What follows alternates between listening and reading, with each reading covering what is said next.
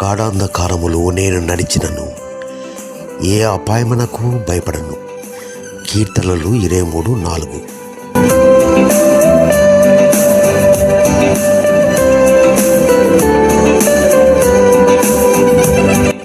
దావీదు కీర్తనలలో అతి ప్రాముఖ్యమైనది 23వ అధ్యాయం.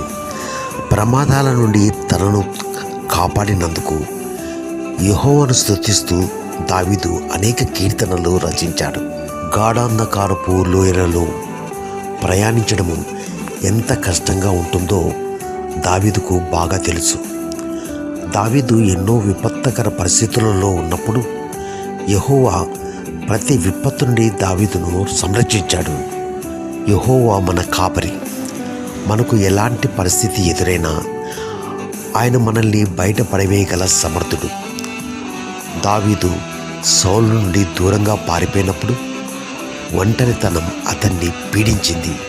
దావీదు భయంకరమైన ఒంటరితనానికి గురైనప్పుడు ఆయన వైపుకు మళ్ళీ ప్రార్థన చేయగా ఆయన నన్ను ఓదార్చడని దావీదు తన కీర్తనల ద్వారా చెబుతున్నాడు.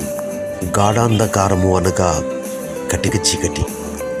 కంటికి చీకటి తప్ప మరి ఏమీ కనపడదు. కళ్ళను ఒక పొర కమ్మేసినట్టుగా ఉంటుంది. అలాంటి స్థితిలో అడుగు తీసి అడుగు వేయడానికి కూడా కష్టంగా ఉంటుంది. ఆ స్థితిలో తప్పటడుగులు వేస్తే ప్రమాదంలో చిక్కుకుపోయి సతమతమై దిక్కుతోచని స్థితి ఏర్పడుతుంది. గాఢాంధకారం అనగా కష్టాలు, నష్టాలు, భయం, బాధలు, నిరాశ, సమస్యలు, భయం కలిగించే విపత్తులు వంటి సమయాలను సూచిస్తుంది. ఈ విధమైన సమస్యలు ఎదురైనప్పుడు దేవుడు మనకు తోడై ఉన్నాడని భరోసా కలిగి ఉండాలి. మన చేతులు ఆయన వైపు చాపాలి.